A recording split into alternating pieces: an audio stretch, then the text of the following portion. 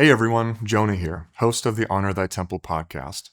Before we jump into today's episode, I wanted to provide a backdrop for the conversation you're about to hear. At the heart of this show, our goal is to give people hope that their physical, mental, emotional, and spiritual health can improve with simple and actionable steps with the help of the Holy Spirit, enabling us all to thrive as children of God and accomplish all that we're destined to accomplish while we're here on the earth. You see, as Christians, we're called to steward the resources we've been given, right? But our temple is something we tragically often neglect. It's been my experience that oftentimes people feel isolated and alone when battling physical, mental, or spiritual problems. So oftentimes those problems get buried rather than dealt with. And unfortunately, that usually causes problems to grow and then they quickly overwhelm us. So what should we do? Well, Scripture says in Revelations 12:11 that we have conquered the enemy by the blood of the Lamb and the word of our testimony. As such, the conversations on this podcast will be quite vulnerable as people share their testimonies, whether they're in the middle of the hard stuff or have come out the other side victorious. I can't in good faith, as the host of the show, ask others to share their most vulnerable stories without first sharing mine. So on today's episode, the inaugural episode of the Honor Thy Temple podcast, my beautiful wife and I are going to talk about us. This is our story. Welcome to the show. Thank you. It's good to finally do this. This has been a long time coming. It has been. You know, we've been on quite the journey over the last year and a half, 2 years. And, you know, as I look back on where it all started, it's probably around October of 2024, where it was like the week from hell, where we had just nonstop fights between you and I. A lot of arguing going on with kids. It was just insanity. Work pressure was at an all-time high. I was not managing my stress level very well at all. And it was just exhausting. And I'm sure you remember this, but we had this moment where, I was like, every single phone call I had at work, every meeting, I was just wanting to just swear, let some 4-letter words out and just quit on the spot, but I couldn't because, sole provider, had to provide for my family. So I felt trapped in this really toxic culture. And, we had this really big fight, and it was around like 4:00 in the afternoon or so, near the end of my work day. And you came into my office and you had brought me like some tea, homemade cookie, then a napkin. And on the napkin you wrote with a Sharpie, you said, "I still love you," a little heart on it. And you kind of slid that over my desk. And I kind of looked over at it. And then it just wrecked me. And I just held on to you and just held you for like 45 minutes and just wept more than I've wept probably my whole life, just in that little 45-minute window. Something broke that day in the best of ways, because it was all these things kind of just stacking up inside for years. And then this massive release in the realization of like, I'm not well. And that is kind of what started this whole journey of getting well. Because for me, I had always stewarded my physical body, but I had completely lost sight of my mind, taking care of my emotions, stewarding that. And then spiritually, it was just, felt like I was just sliding away, just going off a cliff. Meanwhile, we're like showing up at church on Sunday like, "Hi, everything's great. We're on stage together, on the worship team." And then all hell is breaking loose at our home every day, like volcanic eruptions every day, multiple times a day. So, yeah. But now we're at like a completely different season of life where we've seen so much progress in our home. And that's as a direct result of the things that you and I started doing to steward our health, our full health, and honoring our temple that we've been given, which is not just about the physical piece. It's also about the mental health and the spiritual health. So those two areas, mental and spiritual, I always neglected for a long, long time. And then a year and a half, 2 years ago, that just all completely changed. What was when that moment happened in October, like what was your perspective when you gave me that cookie, the tea, and the napkin and slid it across my desk, and then I just broke down? Like, what was your perspective in that moment? Well,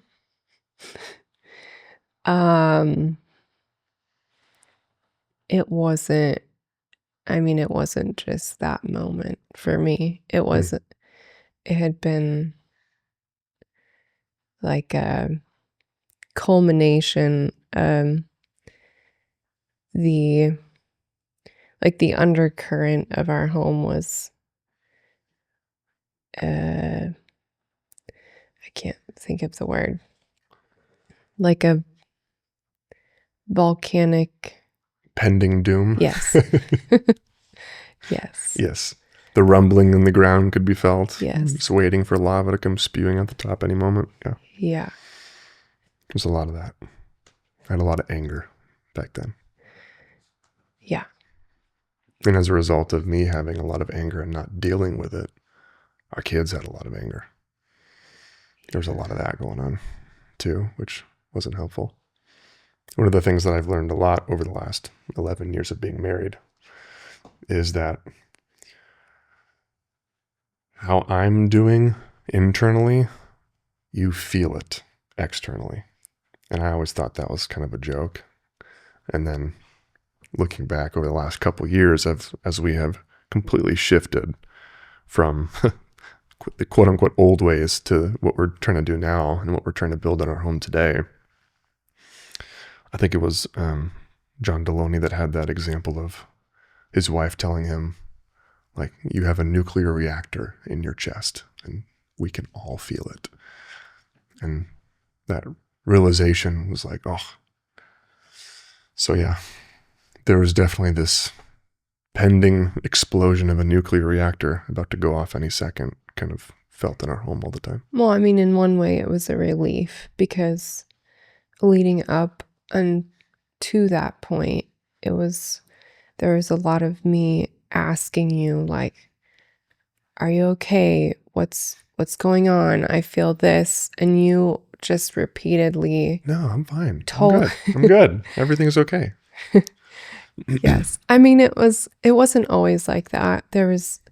I feel like as the years of our marriage unfolded and we added more kids, the pressure just continued building, and then work being what it was, like the pressure at work. There was a lot of things that went into it, but we had just had Elsie, and there was a lot of pressure on me with her because she wasn't sleeping. That's right. So that's like baby number 5, not sleeping. I'm so tired all the time. So you're feeling the pressure of like, oh, my wife is going through it, plus all the stuff at work, just all the responsibility of all the things. So I knew, like, I could feel all that building all the time. So me asking you was getting nowhere. And then in that moment, it was kind of like, because you let me, you showed me what was on behind the mask. And in that moment in October. Yeah, when you finally crumbled beneath the pressure of it all. Yeah. It had come out in other ways, like, since you wouldn't tell me and be honest, it came out in the form of anger and frustration and exploding at the kids, and which then just made it even harder to know what to do with it because it affected everyone. And there was so much tension, just right. Yes. It's like feeling constricted. Yeah. Like being in a pressure cooker, like any moment something's about to go off. Yeah. And it didn't help that you worked at home because it was Was in it all the time. Yeah, it's like I'm feeling you're behind the closed door, but it's all coming from behind the door. I can feel it all You could day. feel me the whole day. Yeah. Yeah. So that moment was kind of a relief for me because it felt like you were finally showing me what you really were feeling. And I was honestly holding it in for so long. Like, I mean, it had been honestly years in the making. Like, not because of a former employer, but because of so many things just over the years of never dealing with how I felt inside. Never slowing down enough to even recognize that something's not right. Yeah. Like, I had all these alarm bells going off on my dashboard of my mental and emotional life, and I just ignored everything. So that's where I'm like, I'm thankful looking back to that moment in October, because then it just like, I felt seen for the first time and also felt relieved for the first time, which, man, that was a long time coming. But it totally set us on this trajectory of like this new way of stewarding our home life.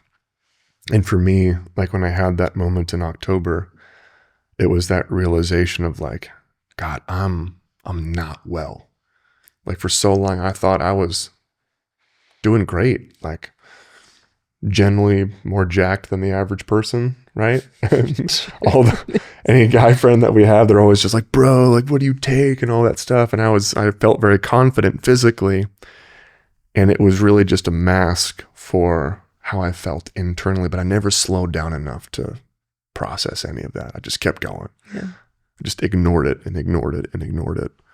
And over the years, things just kept coming. And then all that stuff, plus 5 kids, plus toxic job, just everything kind of came to this turning point in our life, especially inside of me, where everything kind of just started shifting. So yeah, it went from this big explosive kind of emotional moment where it was like this realization of something's not right.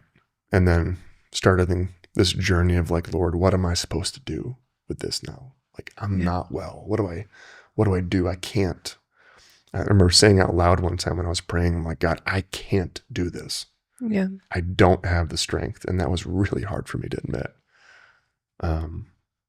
Because on the surface, like, I wanted to be Superman, right? I wanted to be the big guy, the strong guy. That was what I was known for.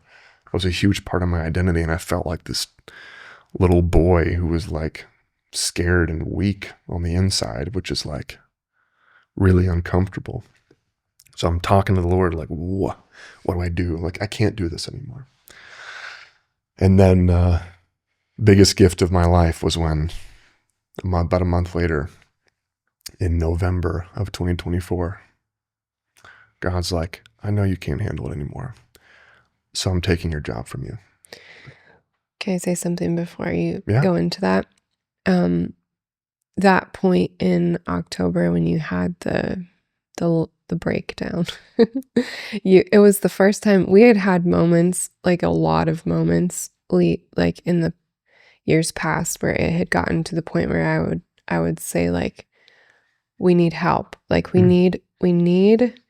I don't know That's who true. or what to do, but like, do we need a counselor? And then it was always like, I don't know who to go to. I don't know who to talk to.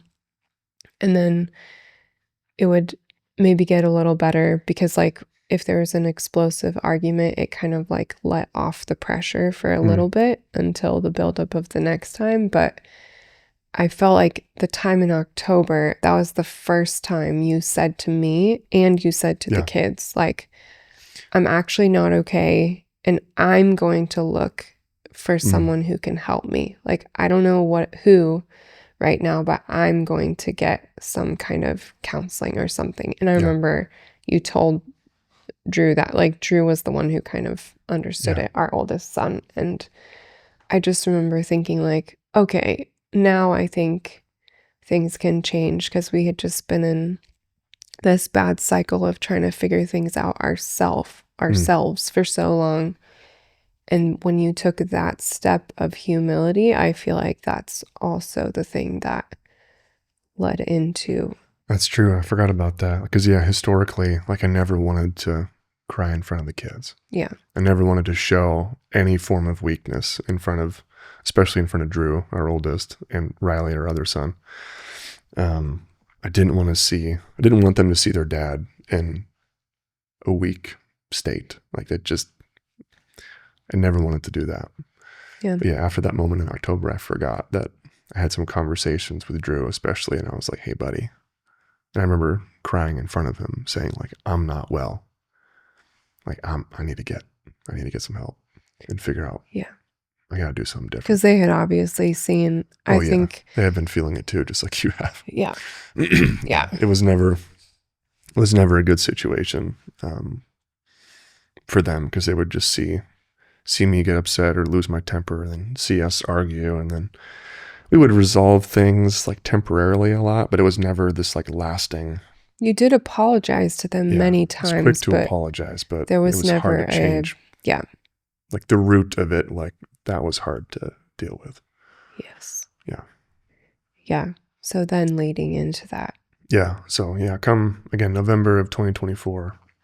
That's when the Lord was like, hey, I know you can't do this.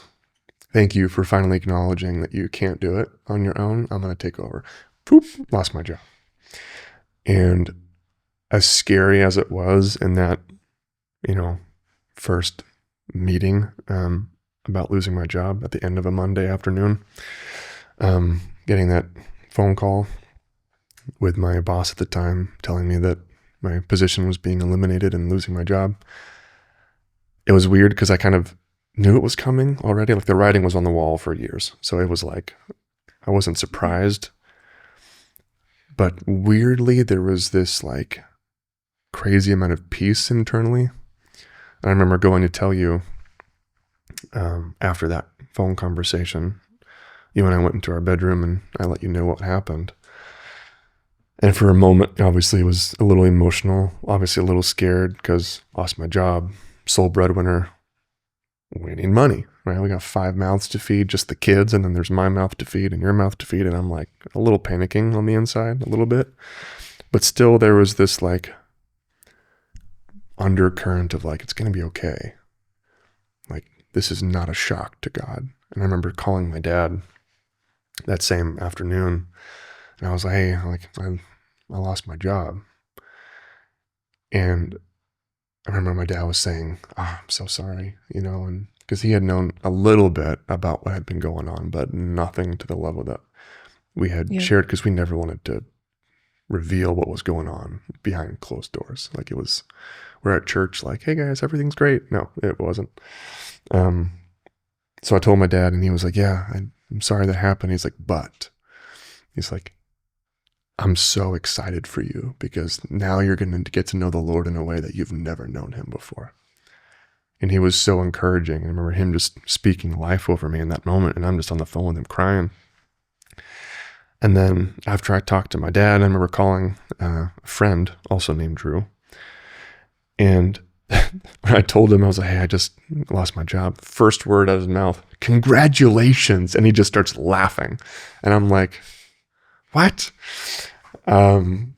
This really loud just laugh, like, congratulations. I felt like the Lord was just laughing over the whole situation. Like, you got nothing to worry about. And it was the weirdest thing, in every natural circumstance like that, where the only working parent loses their job. And, we didn't have a lot of money at the time. And it was like anyone would just be panicking because like you don't have much of a runway before you run out of money and you can't feed your family, can't pay your bills. Like, what do you do? But it was this weird thing. Like, I remember you had felt very strongly that. Well, you forgot the one thing. What? You forgot that the Friday before you got laid off, you had an interview, which was the first. You had applied to so many other places. To like 80 places or more. I had a spreadsheet of a list of all the places I applied to. Yeah, right before right before I lost my job. So the Friday before, before. I just so happened to have had an interview somewhere. But yeah, I'll get to that here in a sec. But I remember, when you and I were kind of talking about like, what are we going to do? It was very obvious, like this feeling of like, we don't have to do anything, which scared the crap out of me in one way. Because like everything in me wanted to go do something, right? I got to go fix the problem. But it was very much like the Lord saying, no, don't do anything. I'm going to take care of this. And you had felt very strongly that our finances would just, like, we should just continue to spend money like we normally would. And it was right before the holidays. Thanksgiving was right around the corner. Christmas was right around the corner. It was in November, the beginning of the month where I lost my job. And we're like, I don't know what to do.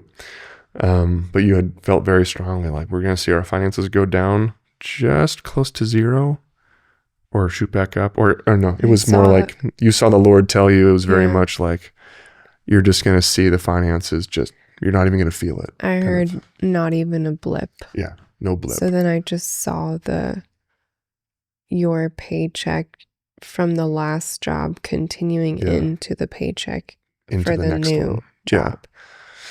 And then became the process of like waiting Yeah. for the period where I wasn't working, which is about 6 or 7 weeks where I wasn't working, and having to wait literally on the Lord because I didn't go apply anywhere else. I didn't even look at LinkedIn, I think, for like a super long time.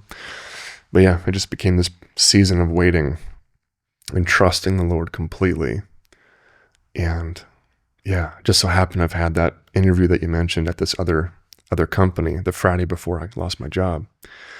And over the course of that 6 or 7 weeks that I was without work, interviewing like once or twice a week at this place, the only place that ever got back to me after 2 years of looking. And yeah, huge answer to prayer. Well, the first interview or when you talked with the recruiter, it already felt different because he had been... He was like a gym bro and kind of into the whole personal training thing. So we hit it off right out of the gate when it comes to like the physical stuff and the health, taking care of ourselves. Like every time I would talk to him, he's like, how'd your leg day go? Like stuff like that. Yeah. So it was always really interesting. There was so much favor on all of it. And it blows my mind to this day thinking about it because it was such a gift, because that was my only option. Yeah. And so like we had no choice but to completely trust the Lord in that. So in that period of waiting though is where I feel like the Lord totally changed me from the inside out, because I had so much time. And I remember even just the first few days of not working, like, oh my gosh, all that tension that you felt, all the stress that I was carrying, it all just left. And I would catch myself throughout the day. We'd be out with the kids, going to different places with them and just having fun. And all of a sudden something old work related would pop in my mind, like, oh, I forgot about this. And then wait, I don't have to do that anymore. It's all gone.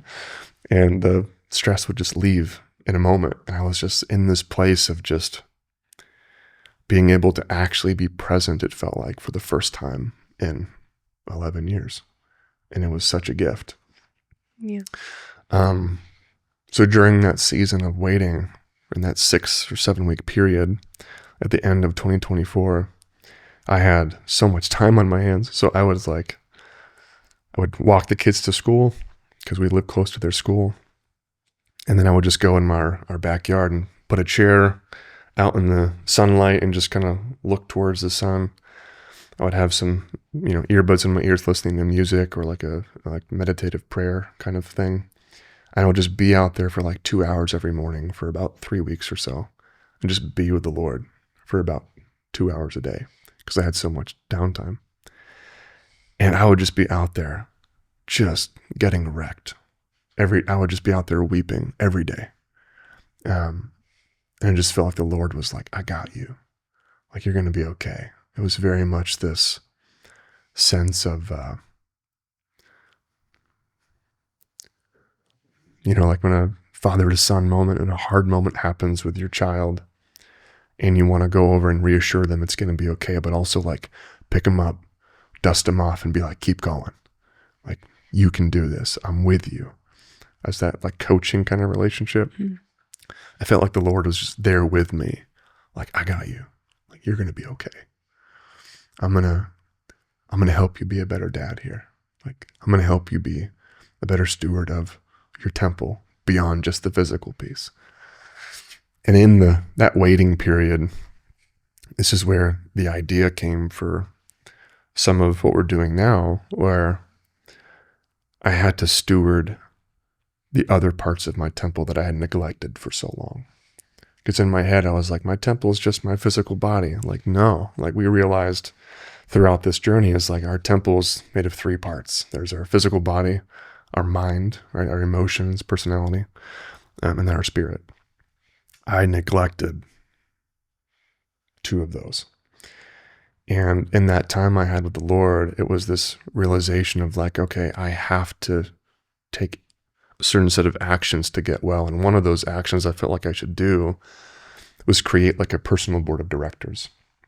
Because like in working in corporate America for so long, like you deal with all this kind of stuff with, you have this governing board and they're kind of helping the CEO or guiding the whole company, and they're kind of the ones making the big decisions, right? And I was like, wow, I need something like that for my life.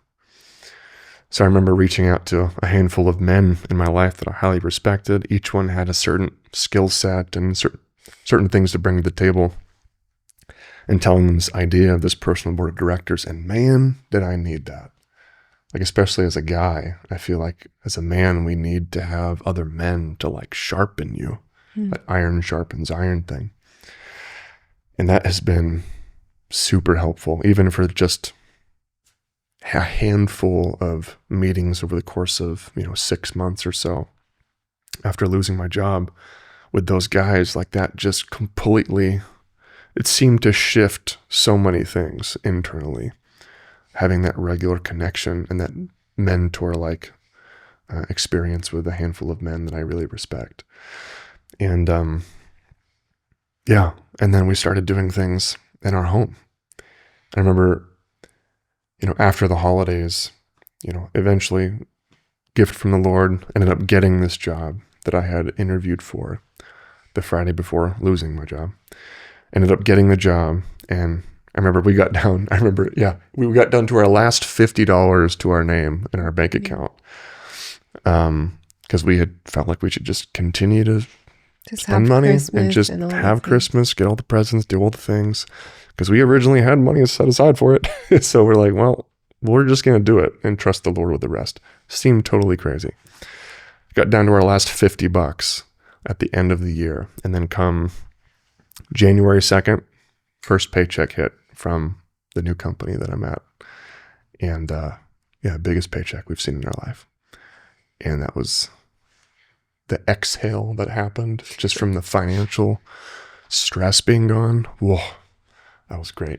Mm-hmm. But I remember, after all the holidays, after getting the job, we started doing things to work on the mental and the spiritual piece. So for me, one of the things we did was I started an indoor soccer team, which is partially for the physical part too, just to get good exercise on the cardio side of things. But a lot of it was just to have camaraderie with other guys, where it was like grabbing a handful of men from the church that we were connected with who liked playing soccer, and we're like, let's go do this thing. And that's been great. We've been doing that now for just over a year. And the camaraderie that's been built as a result of that, like, I so look forward to soccer games like every week. It's just one of my favorite points of the week. It's so great. But maybe talk a little bit, babe, about how things started shifting in our home, and some of the things we started doing come around like mid-January. We started doing things differently in our home that we had been dreaming about doing and talking about doing for so long, but then just never got around to really following through. Yeah, the reason, so after the 6 weeks that you had where you were not working, didn't have to think about work, all that. You started your new job, and while it was amazing that you had this new job, it was definitely a transition, like a shift for everybody to go from you having a work-free brain back to that part of you having to be home working again. Work would be on my mind again. And you're also just behind the door again. So that transition was a little tricky. We had some things to walk through practically. Well, that was the thing, was it started going back into, there was a lot of the same tension, a lot of the same old habits, fighting, just because there was stress, and we had always handled it a certain way, and we were kind of just going back into handling it the way we had handled it. But because you had this board of directors, we weren't so just in our own world anymore. We weren't being pulled everywhere by every circumstance. It felt like we were more grounded in something. Yeah, you had other voices in your life. Direction kind of helping me aim towards wherever we needed to go. Right. And we had this for years. We had a verse that kept coming up. It was Matthew 6:33, seek first the kingdom and all these things will be added. It was this verse. It just kept coming up over and over and over. And everyone knows that verse, but it always feels like, oh, that's nice. But then, like, what does that mean? Yeah. Seek first the kingdom. Does that mean does it mean we do nothing over here and literally just read our Bible all day? Like, what does that look like? And that's what we were trying to figure out. Practically. Yeah. And so we hit a point, it was in January, around when our church was doing the fast. Which historically for us has gone very poorly whenever we would enter into a season of fasting. Yeah, it's just the pushback has been... the spiritual warfare felt very next level. intense. But yes, so we were just experiencing a lot. It felt just like a lot of pushback, a lot of conflict, a lot of that. And so in the middle of that, we were like, okay, I think we really need to, like, you started taking these steps individually, but as a family, I think this is going to look like we need to follow this verse that God has given us over and over again. Like, really do this, like, seek first the kingdom. And it was crazy because after we decided that we were going to, like, embrace that verse, make it our verse, it came up again. Like, we kept getting it from these different places. And there was even one day that I woke up at like 6 something in the morning, and it was the verse on the Bible app. Yeah, it was the verse of the day, oh my gosh, just randomly. Yeah. Yes, but then a few hours later, I looked at my phone and it was a different verse. Like, I had screenshotted it because I was like, oh wow, that's the verse of the day. And then I looked it up a few hours later. I pulled up the app, and it was like a verse in Zephaniah. We're like, so it was what? Just a fluke that it was on mine. It was still the Zephaniah one or whatever. Yeah, it wasn't this. And we're like, where did it go? So it was just for a few, I don't know if it was like an hour, like somebody put the wrong verse on there, but I was like, that's pretty crazy that verse came up on the Bible app for just a moment. I screenshotted it, and then it wasn't even the verse that was stayed there for the whole day. Anyway, just things like that just felt like confirmation after confirmation that we were headed in the right direction. Like, we found a key. It was like the Lord kept highlighting this as like, this is what you do. This is what you need to do. Like, it had felt so complicated. Like, do we get counseling? Do our kids need counseling? Where do we start? But he just kept saying, like, you seek first, and all these things are just going to take care of themselves. So that the way that looked for us was that we just started every night after we put the kids in bed.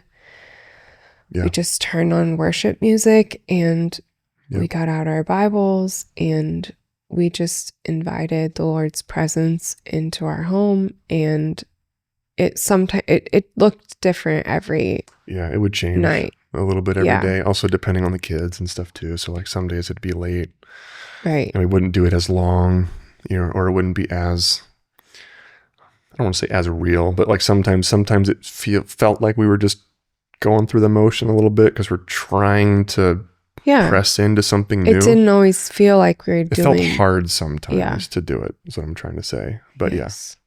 Yeah, it didn't always feel like we were taking ground, or sometimes it's like you just do it because you know it's the right thing. And it's that's the key. It's like, it was like the Lord made it very clear, like, you need to go after this, seek first the kingdom.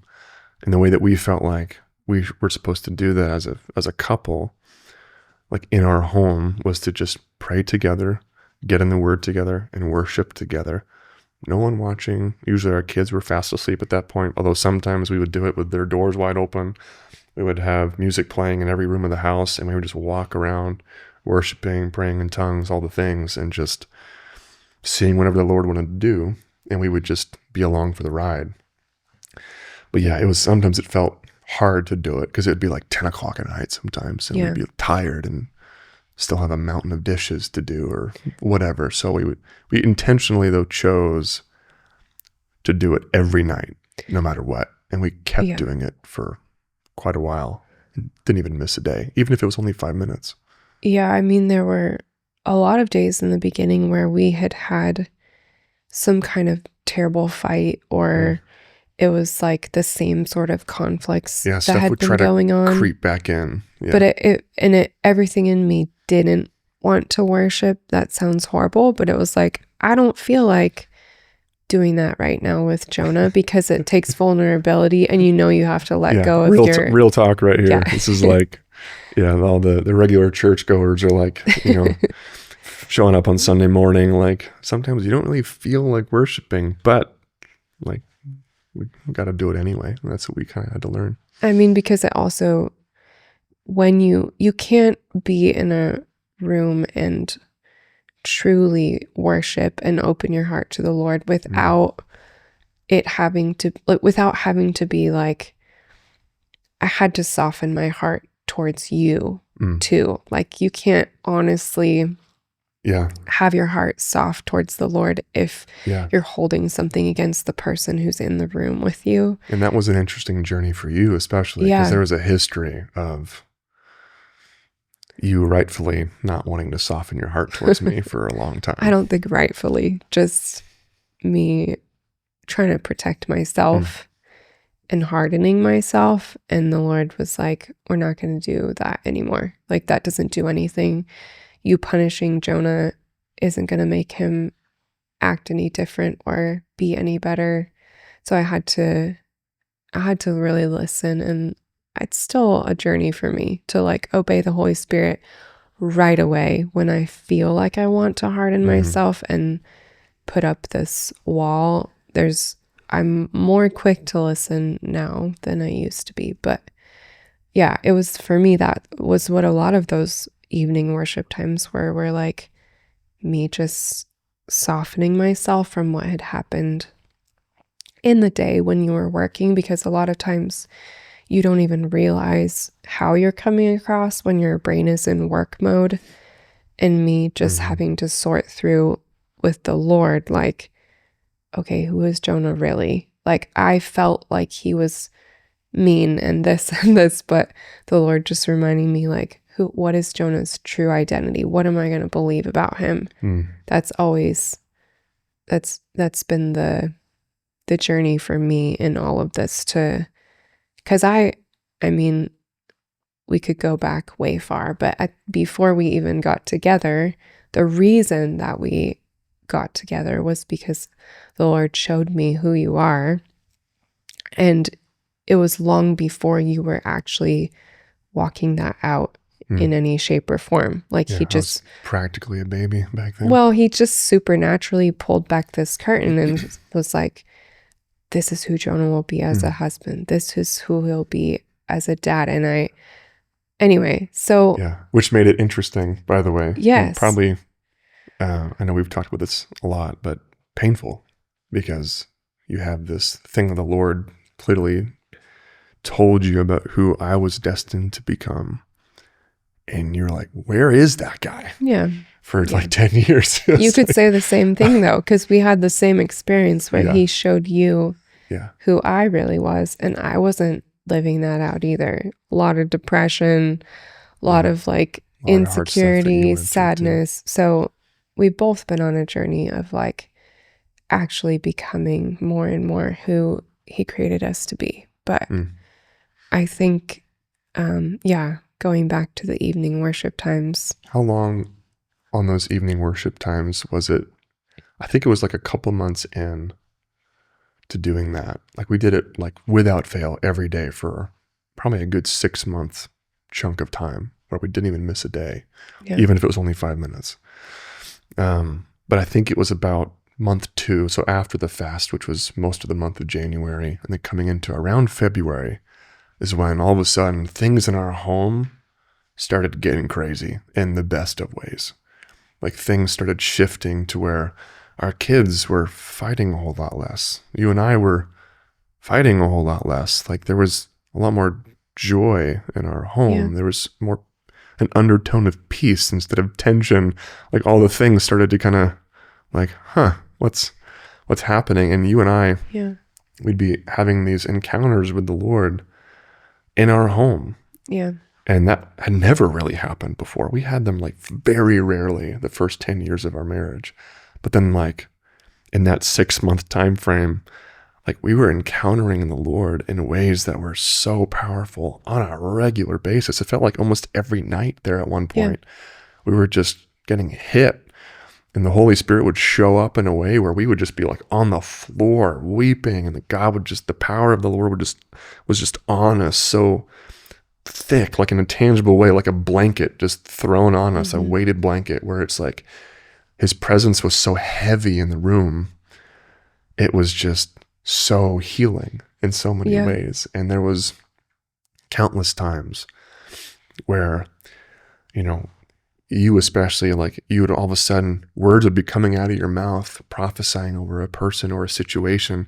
And then like a couple weeks later or something, we'd be meeting with those people, and what you would have prayed over them in our private time, having no knowledge of what's going on in that person's life, all of a sudden we're like, whoa, God gave you insight into exactly what they were going through.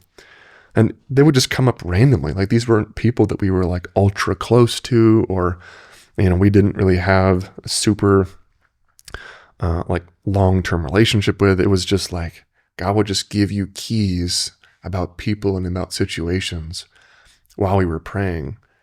And it would just be so crazy, because then all of a sudden we would bump into those people and they would start telling us some things, and we're like, oh my gosh, we actually already know all this because God showed us.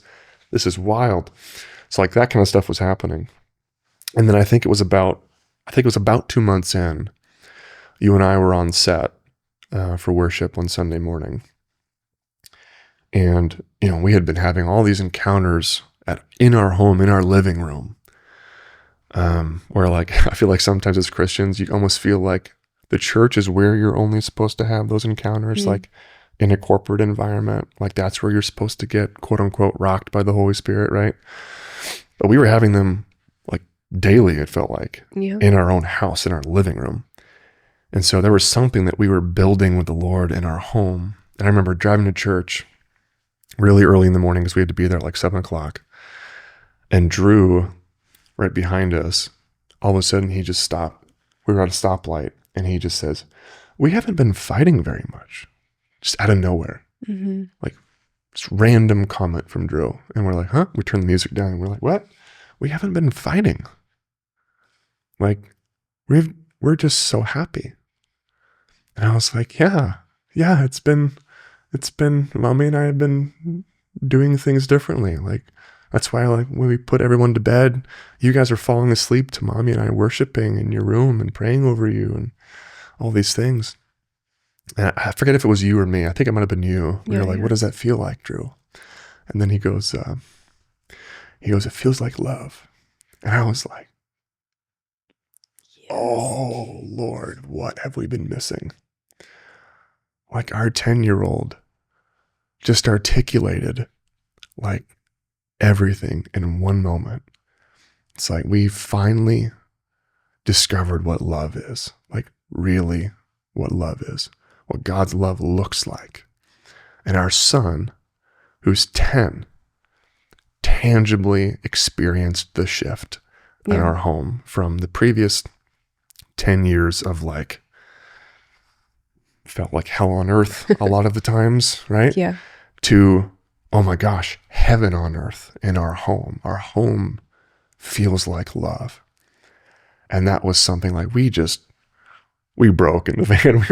We looked at each other and we were just like, oh my gosh.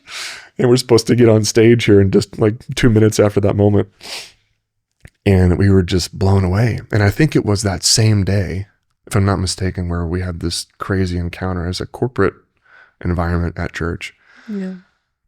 And I'm very confident that none of that would have led to this corporate encounter if the people on the worship team, it might have been other people too, but like we were stewarding something in our home that we've never experienced in our home or at church. And we were going to church to, do worship that day. I was on drums and you were singing, and we had this whole band. And it was during first service, which is when we do the live stream, so all the cameras were on. And usually there's not a lot of these spontaneous moments as much, at least, in that first service. But for whatever reason, like the Lord has like, I got other plans. And I remember Charity, our worship pastor, she was leading worship and she was on piano. I'm on drums. You're in front of me on the front of the stage and the microphone. And we had a bunch of people on the stage with us. And Charity comes on the talkback mic so only the band could hear. And she was like, hey, like we were in the middle of this like truly beautiful, spontaneous worship moment. Not that it's about emotion, but man, there was not a dry eye in the room. It was just like, music was just being created on the spot through the Holy Spirit, stuff we never rehearsed and practiced. It was just like this beautiful moment where it was super powerful. And she came on the microphone and she was like, hey, I don't know why, but I feel like we got to leave our instruments and come down to the front of the stage. And I was like, all right, Lord, let's go. I don't know what's about to happen here, but we're going to obey in this moment and honor whatever you want to do.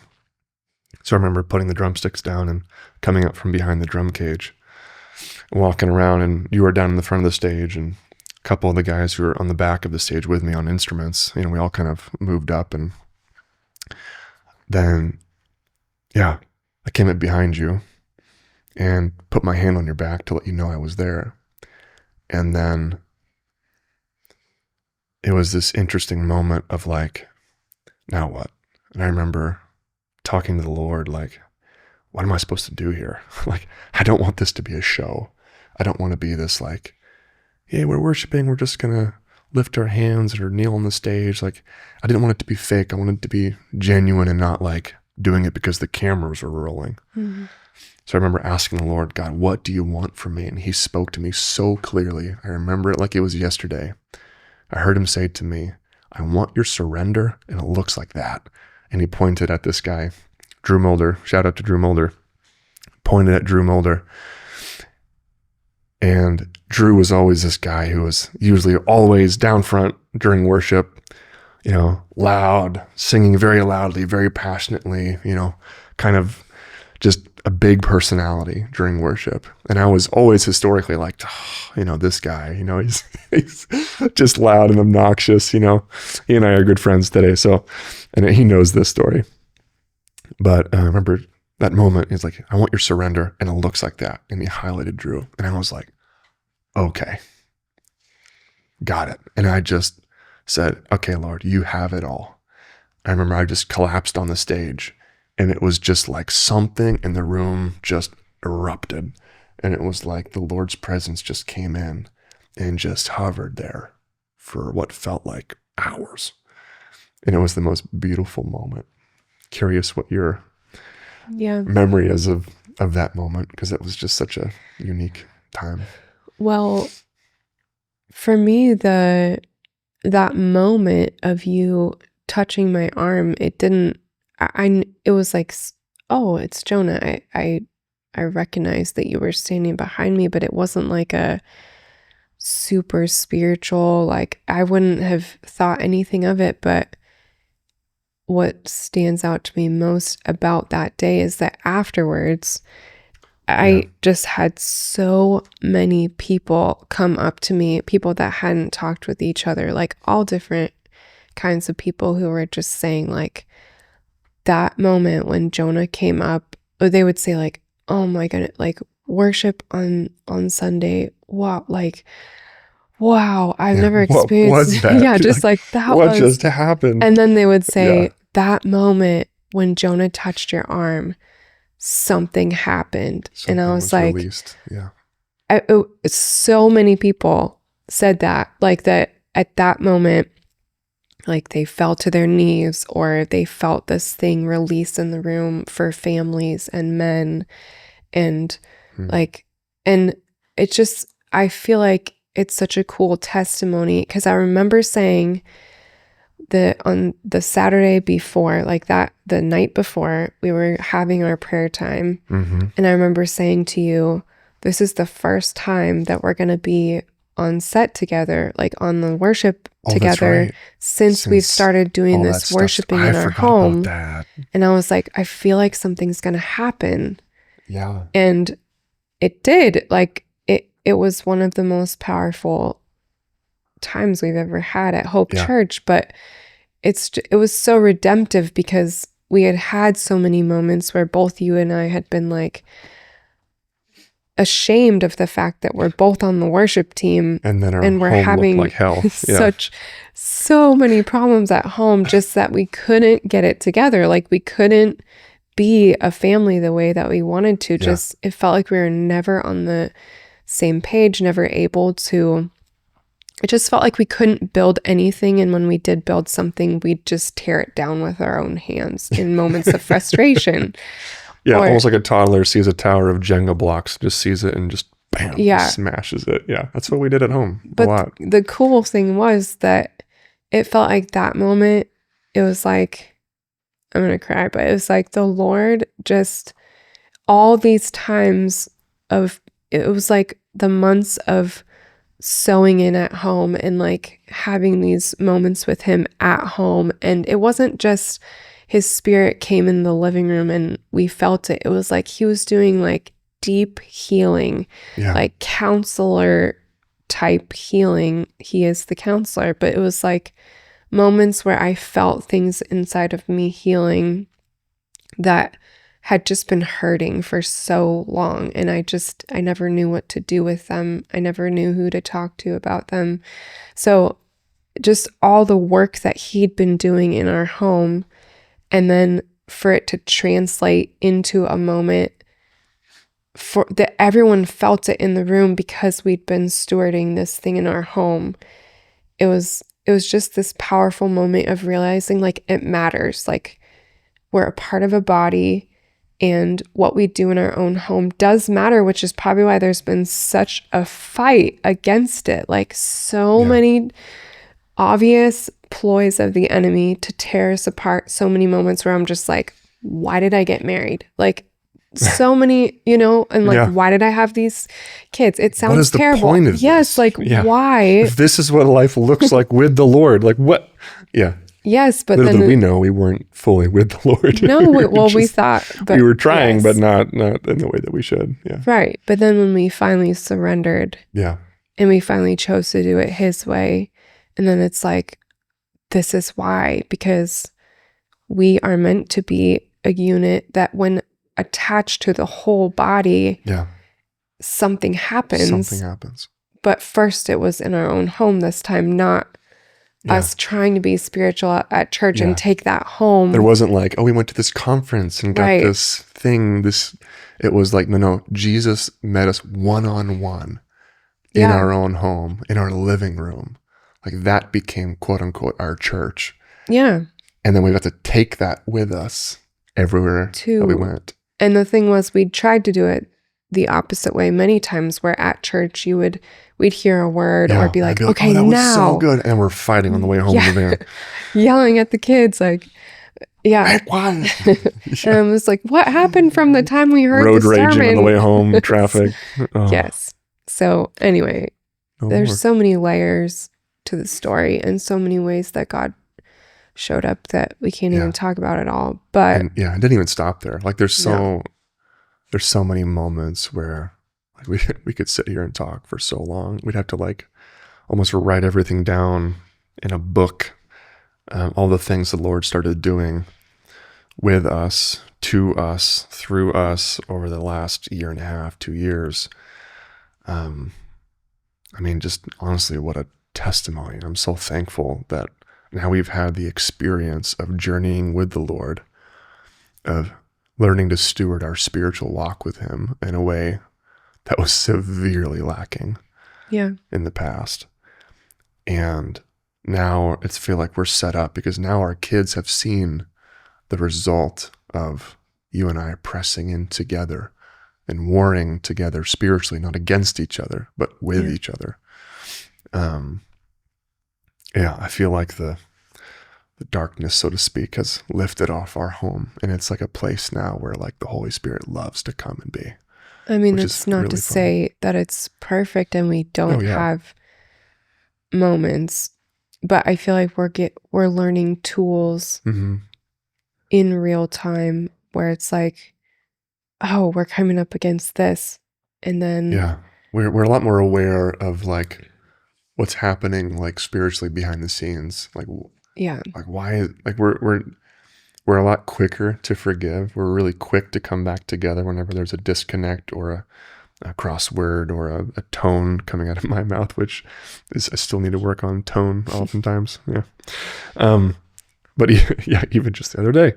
But before all of this happened, you know, prior to losing my job and having all this time with the Lord and you and I pressing in every evening together, and I've been doing that now for a long time.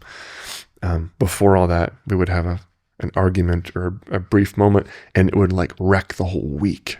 Yeah. Where we would just be like completely disconnected and separated from each other emotionally and physically, and everything was just like I would just go off and go for an angry toddler tantrum pout walk for like hours and disappear because I was so angry and didn't know what to do with it. Yeah. Where now it's like in the moment, yeah, maybe I get a little angry or we argue a little bit in front of the kids, but then like seconds later, it feels like we go, I'm sorry, like that was wrong. Like, can you forgive me? And then we talk to the kids and say, hey, I know that was wrong. I owe all of you an apology. I did not lead you very well and set a good example there. Where like before, we just wouldn't talk about it. Yeah. Or if we did, it would just explode even bigger like an hour later. Well, it almost felt like pointless sometimes to apologize and talk about it with them 'Cause it because just it just kept felt like happening. we did it Yeah, again. it just wouldn't end. And It it felt didn't. like it was just going on and on and on for sure. Yeah. But yeah, so that was our journey through kind of the spiritual side of things. And then, you know, on the mental health kind of side of things, you know, like as I mentioned before, like I was always the guy who was like in the gym all the time. And throughout all of this, like I was still regularly going to the gym, stewarding my physical temple. Now I'm learning how to steward my spiritual temple, and even doing things like meditation, which has always felt like a bit of a weird thing within the Christian faith, but like there's a place for it in the right way, where it's like, call it something else, call it prayer. You're really just being with the Lord. You're being with the Holy Spirit, inviting Him to come and wash your mind, kind of cleanse your soul, if you will, and learning how to deal with stress and give Him the burden that I was always feeling just in praying and spending time with Him or worshiping or the times that we would have together, like dealing with that. And then on the mental health side of things, you know, as I mentioned, you know, knowing that I wasn't well in that moment back in October of 2024, having this realization that there's 3 parts to my temple. And as I think about it now, it's kind of like a 3-legged stool where we have the physical part, we have the mental part, and we have the spiritual part. You need all 3 to have a stable stool. And if one leg is less developed, right, it's going to tip over. Yeah. If all of them are really weak, it's not going to be able to carry much weight. And so I kind of had that picture in my head where I need to invest into all three areas like I was investing into the physical stuff. So now that we've learned how to invest into the spiritual piece and we've stewarded that light years better than we have in the past. Now even me stewarding the mental health side where I'm quote unquote doing meditation and stuff, but also getting counseling, just really practically. Like, it's not just, some of the fluffier things. Like sometimes it's super practical, and like having this board of directors, having soccer, which was mainly a thing for my mental health, like getting other guys and doing something hard with them and competing. Like I needed that. Yeah. And crazy enough, I think a lot of the guys on the team also needed that. Like everyone just seemingly needs other men. Like men need other men. Their brain needs to have someone to push them and challenge them and do hard things with. Yeah. And like for so long, I was alone. I wasn't vulnerable with any other guy. I never showed weakness to anyone else. I hardly even showed it to you.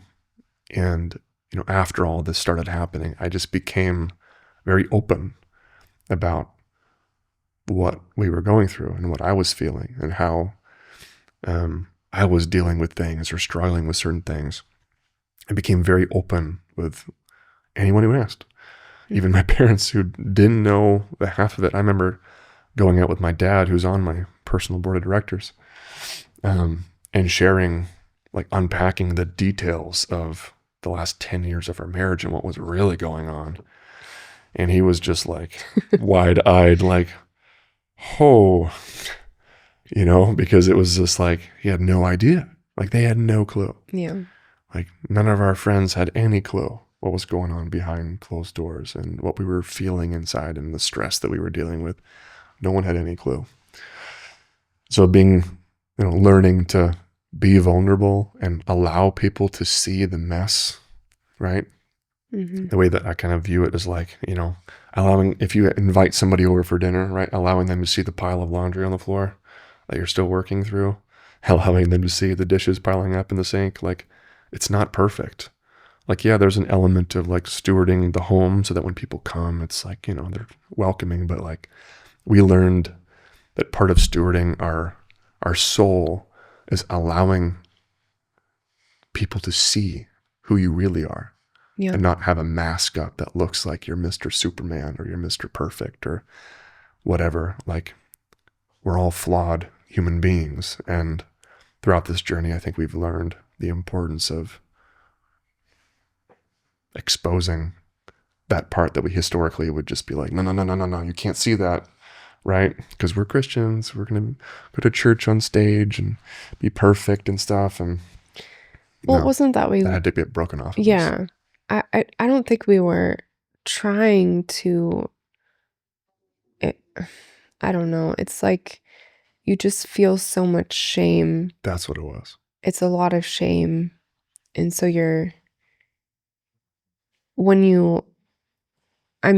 we both felt like we should be on the worship team, and even the way that we both became on the worship team, it was the Lord, clearly the Lord. But then you get in these positions of leadership, and then you're like, well, because people are looking to me, I shouldn't be having these hard times. I shouldn't be struggling. Yeah, you felt like a fraud. You're supposedly this spiritual leader, right? And in some way, and then and I things are breaking down all around. Yeah, it's like just when we weren't necessarily going through the stuff to the same level as like when we first started out on the worship team. We weren't necessarily struggling to that extreme, and then as the years have passed, it got more intense. So I think when you start out and then you're like, should I not be on the worship team anymore? Like, do I? Yeah. So I think just getting to this place of like realizing, oh, part of the reason we're struggling so terribly is because we need people. We need community, which yes. feels like a buzzword at church, community. Yeah. We got to have community. Like, what does that mean though? Yeah. To have community. Maybe just real quick speak on this, because I know that when you and I got married, I remember looking for a church, and before we landed at Hope Church, where we're at here in Springfield today, like you would always tell me this one line, where are the people? Like you're always like, where's the people that we're supposed to like be like doing life with, and like where is all that? Well, that's part of the other really cool thing about this thing of seeking first the kingdom, because we had tried to be in community. We on had our own. Yeah, we had tried to have people over. We had tried to go to small groups and different all the things, the things. practical things, right? Right. But we didn't have that closeness with the Lord. Like you said, the seeking first the kingdom, that didn't exist. Right. So we were skipping the kingdom and going straight to trying to join an existing community to try without to make the it heart that was needed for it to work. Yeah. We tried to come to the community so the community could fix whatever we were dealing with. The problem, yeah. And the Lord's like, nah, that's not how that works. You need to get with me first. Yeah. Be with me. Seek me first. And like, I'll bring the community to you. Yeah. And that's really been our experience, where it feels like after we started doing all of this thing where we're seeking first the kingdom in our home and individually, I was like, all of a sudden, it was like the great unlock, where all of a sudden, now it's like we're a lot closer with everyone on the worship team.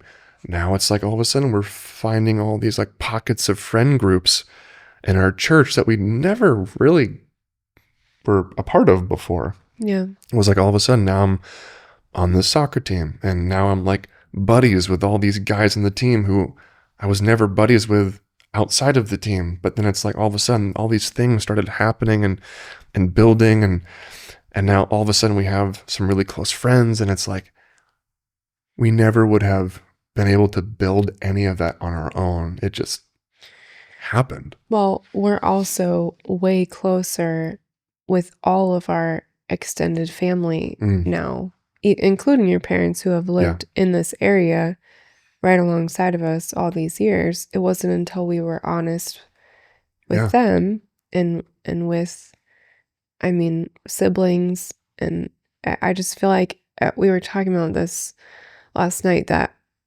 where there's shame, you can't fully be who you're created to be. There's like parts of you hiding. You're kind of numbing parts of yourself.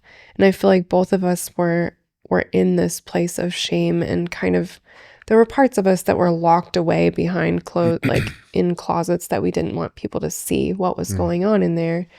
And I feel like when you have that, then when you get in a group, you're not able to like fully engage, and people can feel that. It creates distance between you and other people. Right. Like when there's shame, when there's stuff that you're like not wanting someone to see, even though our desire, ironically, is to be known and to be seen. But then we're like, no, you can't see this because it's embarrassing.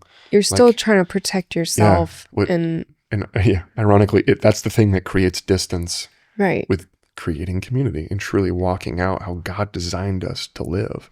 Yeah. Doing life with other people. And so it's like once we opened ourselves to the Lord, let him see the worst places possible, where you're like, okay, I'm letting the creator of the universe see all these things. And then he says, I still love you. Like, when he sees it all, and he's like, nothing is lost, and I'm so glad you're showing me this, because now I can heal it. And then it's like it takes away the shame, and then when you get in the room with the other people, you don't feel that like panic of what they'll think about you, or you're just like secure and solid in the Lord. And then you can engage in community in a whole different way. Yeah. And you can be honest, like, yep, this is what's in the closet, but the Lord's working on it. Like, he's healing you. And I want to be with you on your journey of how the Lord's healing with you and you can be on my journey, and it's just a completely different experience. Yeah. And the crazy part too that I always think about is once you and I started having these encounters with the Lord at home, and we just became kind of an open book Yeah. to other people. Oh my gosh, we found out that so many people were struggling with the same thing, and we Yeah. had no idea. Yeah. Like there would be countless times, like I mentioned earlier, where we'd be praying together, and then someone would come to your mind or my mind, and we'd start praying with them or over them when they're not there. And then we would meet with them one-on-one, and it turns out they have been like suffering basically Yeah. with the same things A or with lot. stuff that like Yes. you and I have felt led to pray about. I remember one in particular, I had breakfast with someone, and like the night before or something like that, it was like a few days before, we were praying in our living room, as we were doing a lot of, especially at that time, like those moments usually went on for like 2 or 3 hours.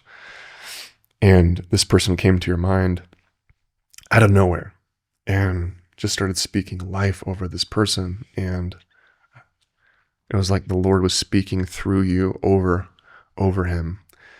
And so I was like, okay, something's here. So I'm going to reach out to this person. So I texted him and I was like, hey, you want to get together for breakfast?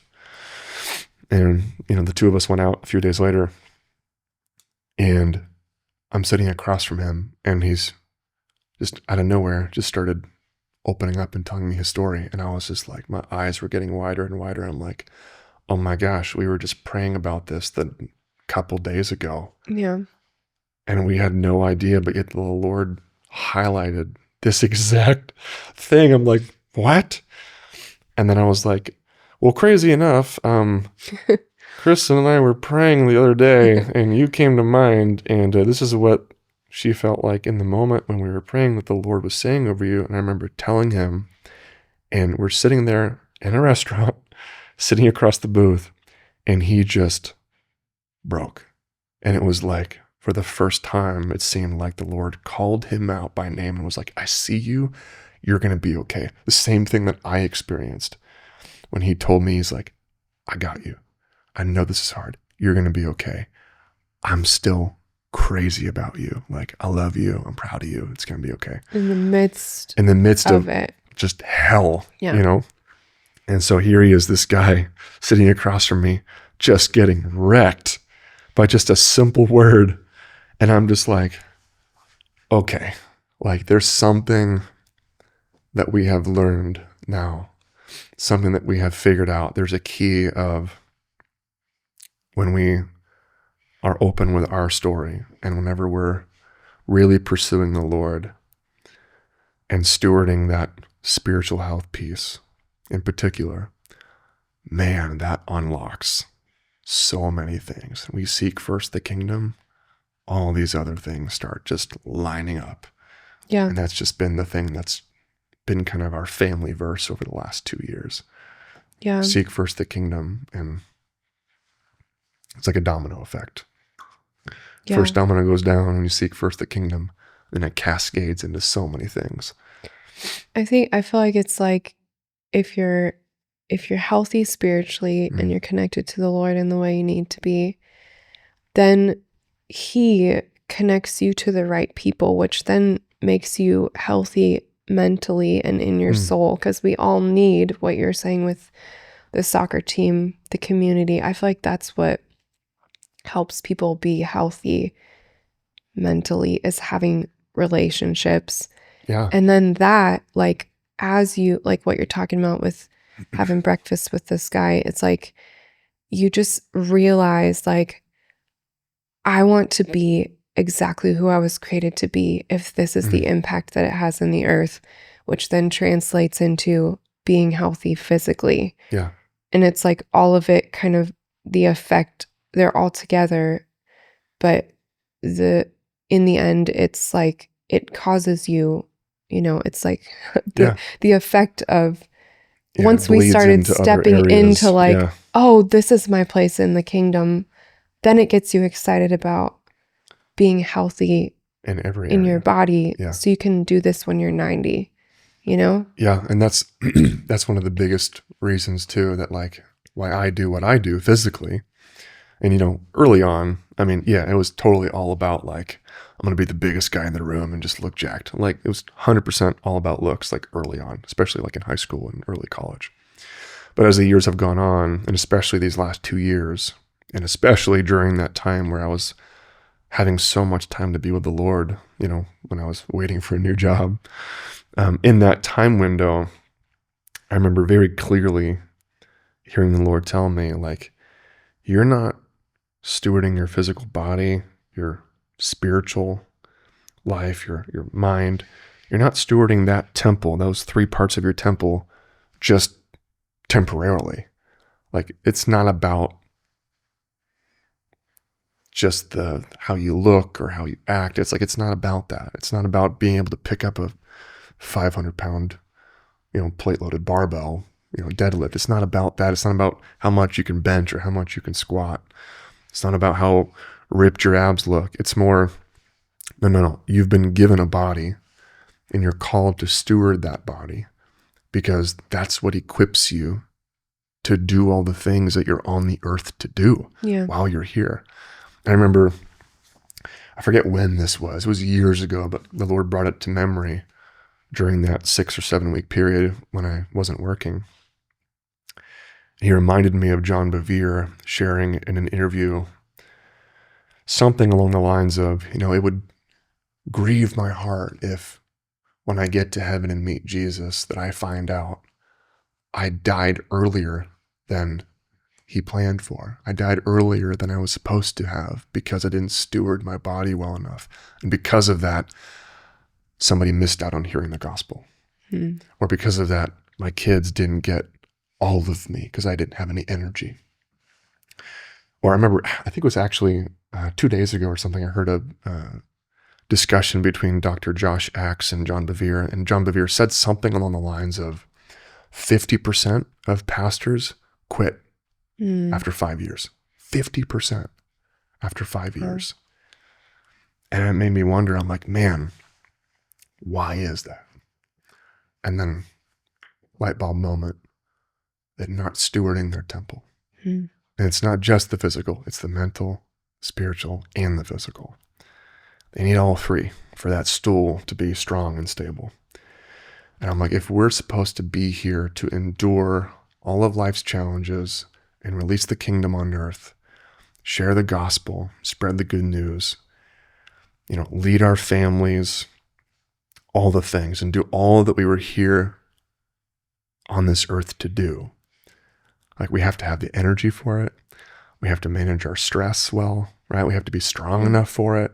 There's so many things that if you start going through the list of all the responsibilities and all the things that everyone is carrying, there's so much that rides on stewarding your temple in all 3 of those areas. And so for me, like, I'm not lifting today to be jacked, although I like being big.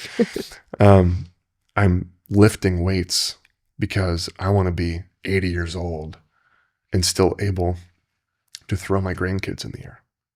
I don't want to be the guy who's just like coasting through the end of his life, or worse, suffering through the later years of his life. I want to be able to be the father that I need to be when I'm 80, the grandparent that I need to be, the child of God that I need to be. I need to have the energy and the strength to do all the things that I'm here to do. And I can't do that if I just lazily sit back and not take care of myself.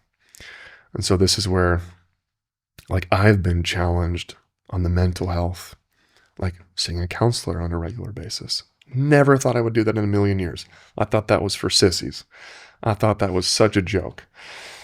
And yet here I am now where I'm like, oh, I'm not well. I have to steward this piece of myself that I've never taken care of before. And now I'm like seeing a counselor every couple of weeks. I'm talking with other men, being vulnerable and sharing what I'm dealing with, struggling with. And like, you and I are having a lot more open conversation about how I actually feel and not just, I'm fine. Although I still do that every once in a while. But, I mean, there's also the piece of you have experienced how stress has affected your physical body oh, very too. much. Yeah. And And in not dealing with the stress, well, Yeah, and I it's never made the connection. taken a toll. Yeah, and I never really made the connection between how I was feeling internally, Yeah. because I never slowed down enough to like actually think about it, and what I was feeling physically. So yeah, there was definitely a time. There were maybe three things like that you probably wouldn't guess when you look at someone like me on the outside. Like the first thing was years ago.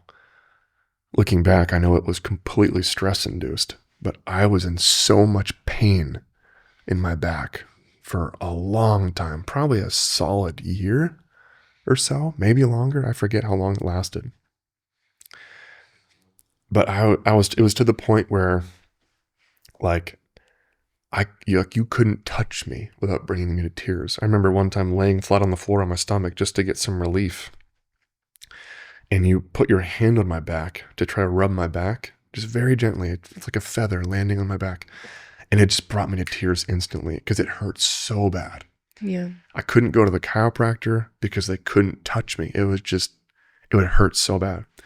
Going down front for prayer, like, what is going on? Turns out it was just all stress induced. It was physical manifestation of just extreme amounts of stress.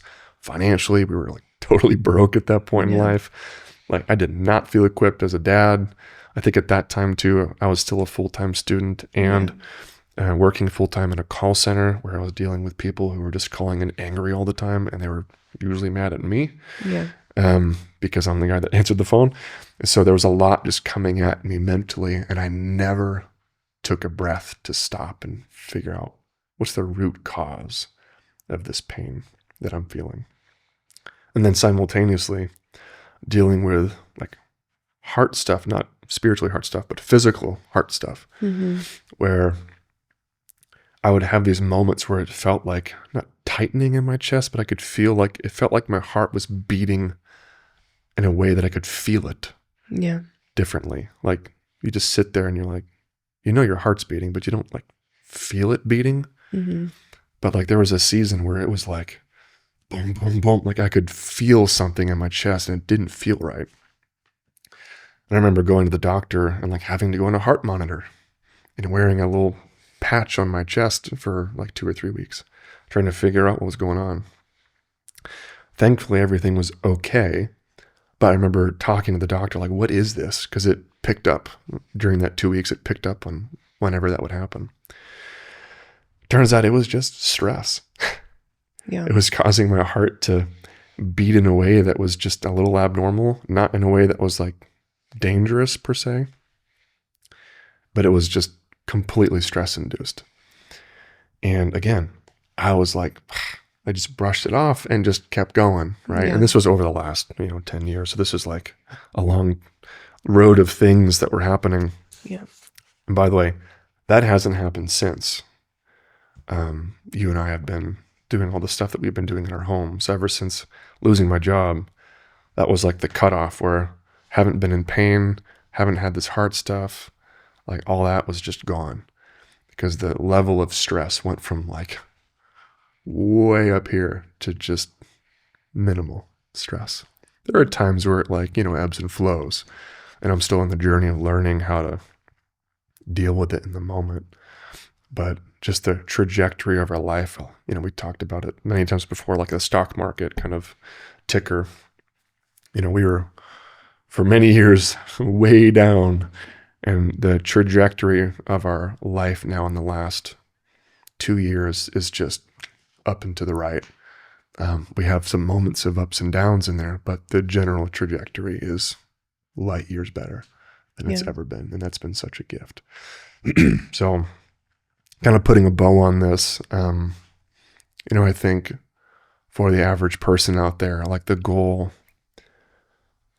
for our lives is letting people see the mess, letting people see what's really going on, and being vulnerable enough and brave enough to share and be open about that part of the story. Because ultimately, like what we needed when we were in the thick of all that was someone to open up their life and show them, oh yeah, we're not perfect. Like this is what our life looks like.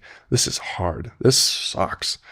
Like, let's just be real. Like, sometimes life sucks and you don't know what to do about it. Like, we needed someone to like show us behind the curtain and say, yeah, we're going through this too. Here's what we've been learning. And we didn't have someone do that. So like, part of why we're here today is to give people hope, to let them know like, hey, it's going to be okay. Like, you will make it through this. There are some practical things to do, right? Like, go to the gym, steward your body, right? If you're not doing well physically and your health is kind of going down the tubes, like, there are some things you can do physically to steward your temple better. Maybe you're not doing well mentally. Maybe your stress is just through the roof. Maybe your marriage is suffering. There's practical things you can do, right? You can get counseling.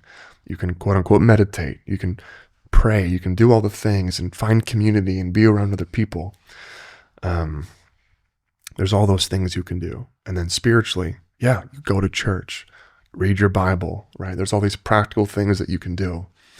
But it always boils down to that one thing that you shared earlier, which is seeking first the kingdom. Like, that's the foundation of it all. If we do that one thing, you will naturally start going the route of stewarding yourself in a way that you never did before, whether it's physical, mental, spiritual, or ideally all three simultaneously. And it's been our experience. So Yeah. it's a hope-filled journey.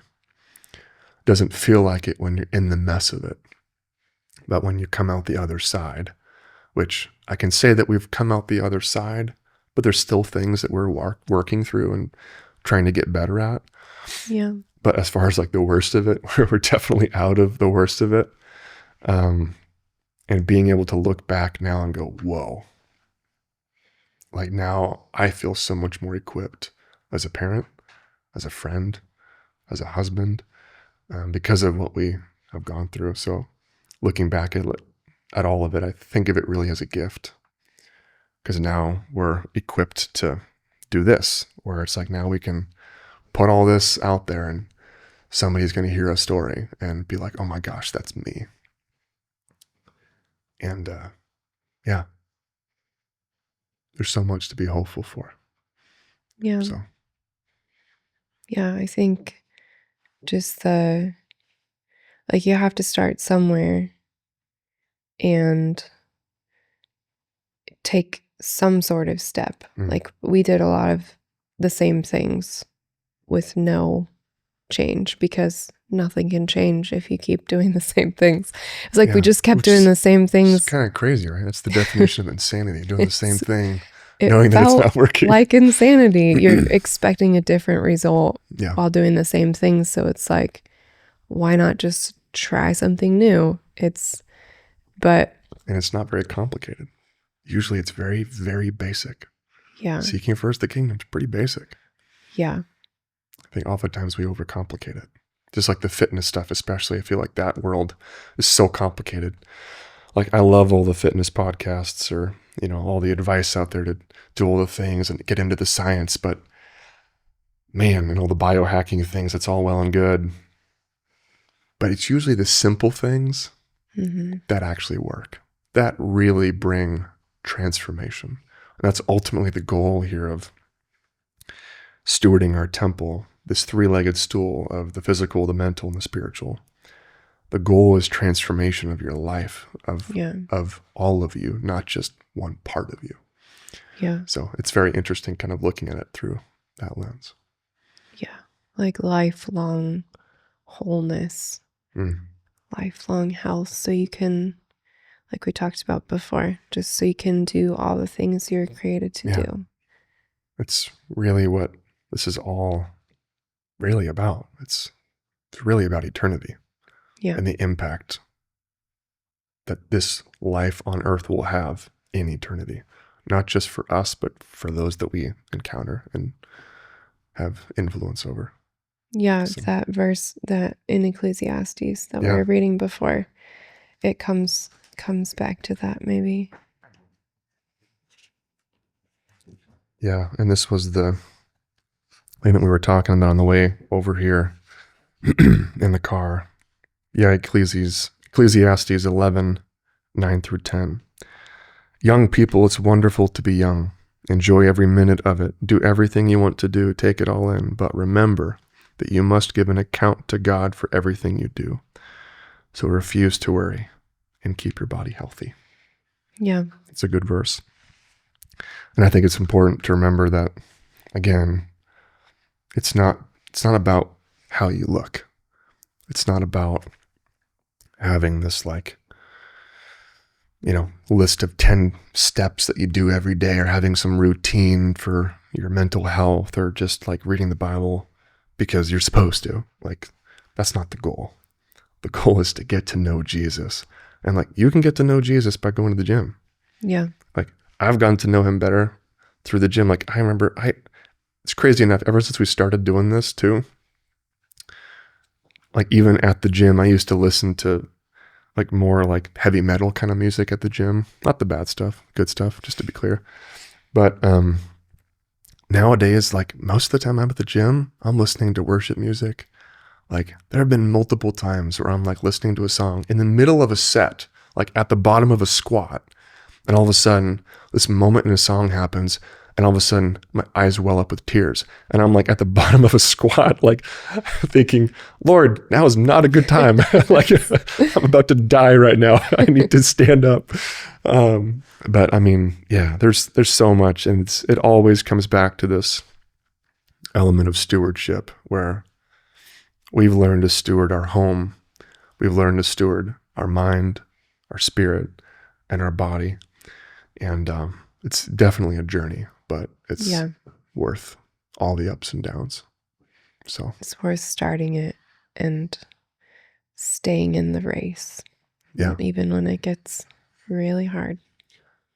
So the encouragement to everyone, final words, take the next best step. Yeah. Don't overcomplicate it. Just take the next best step in all three of those areas. It'll be okay. Seek first the kingdom. And life just is better with Jesus than without him. So. Yeah. Thanks for having me on your new podcast. Thanks for joining me. Thanks for tuning in to today's episode of the Honor Thy Temple podcast. If this show has encouraged or inspired you, would you take a minute to share with friends and family? You can drop a like or a comment, rate our show on whatever platform you're tuning in from, and subscribe to ensure you don't miss out on future episodes. With your help, this show can reach more people and continue spreading hope to those who desperately need it. Thank you so much, and we'll see you next time.